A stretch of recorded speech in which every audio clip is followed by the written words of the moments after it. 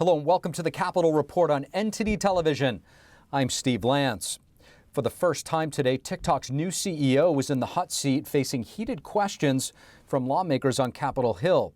And with Democrats and Republicans pushing a national ban on TikTok, will we soon see an outright ban of the Chinese-affiliated social media company? Here's NTD's Melina Wisecup with more from Capitol Hill. So, Melina, what was the overall feeling today from the hearing?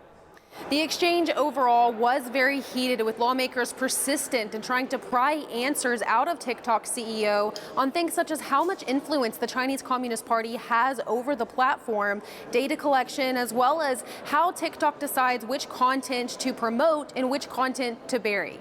Take a look at this. It's a good representation of how much of today's question and answer unfolded.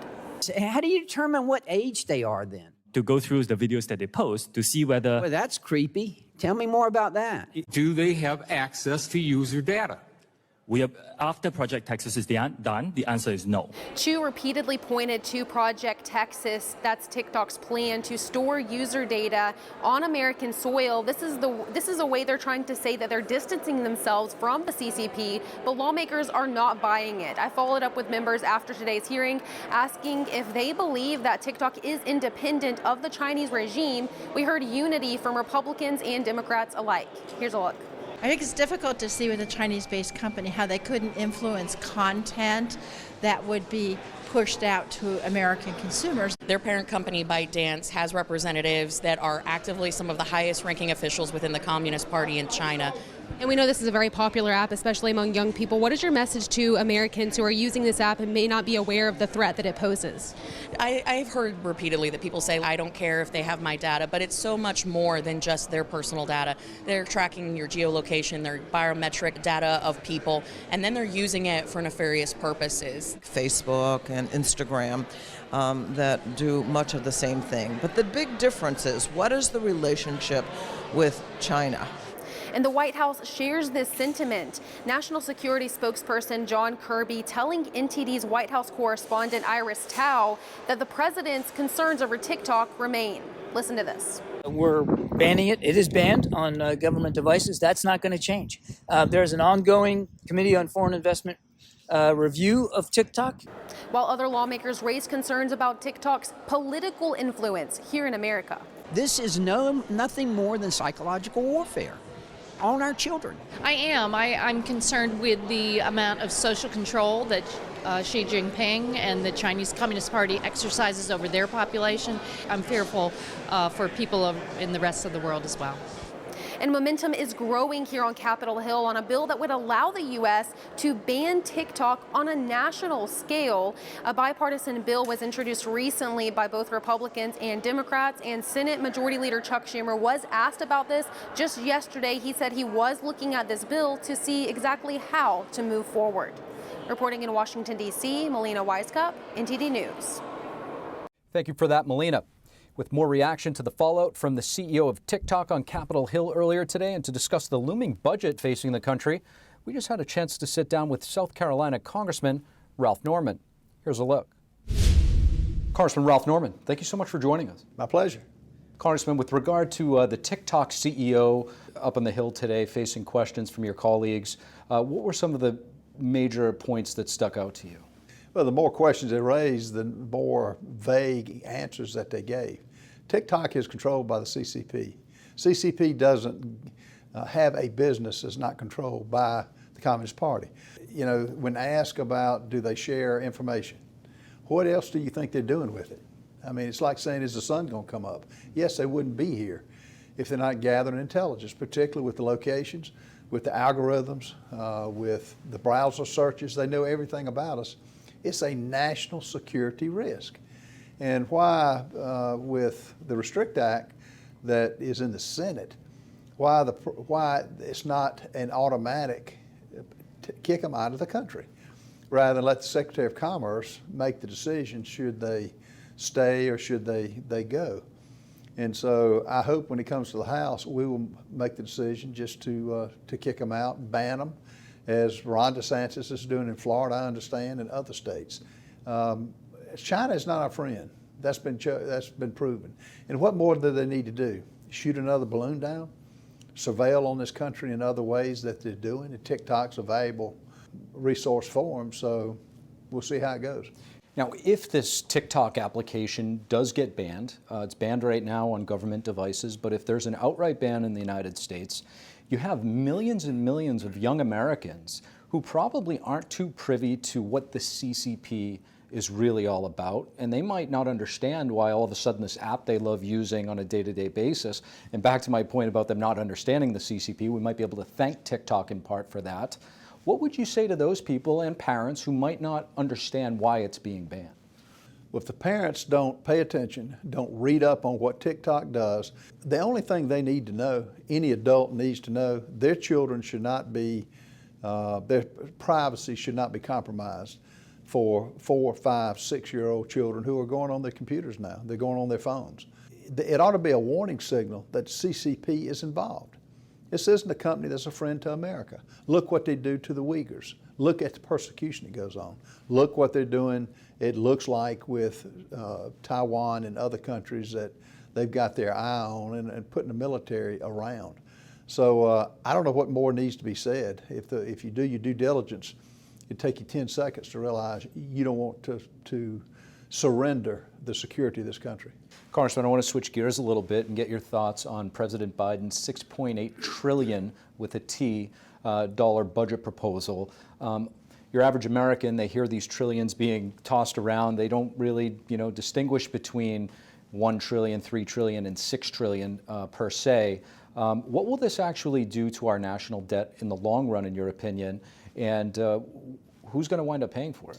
Well, I would argue, you keep hearing, and you're right, the American people really, the trillions don't, that's such a big number. It's hard to put it into perspective. Yeah. What is in perspective for every American, and I hold up my wallet, look at what the taxes that are being paid by every American through higher gas prices, through eggs, through milk, through housing, and what it's going to do.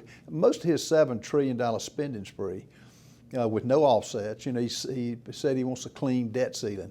All clean means is no offsets. We're not going to abide by that.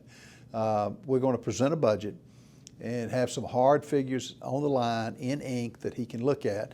And if he wants to veto it, fine. Or if he wants to shut the government down, he's not going to put us in a box of us getting it to him at the last minute, like the last omnibus was thrown upon us that Ms. Pelosi and the Senate put on us at Christmas time. And unfortunately, the Senate locked our hands until September, the end of the budget season.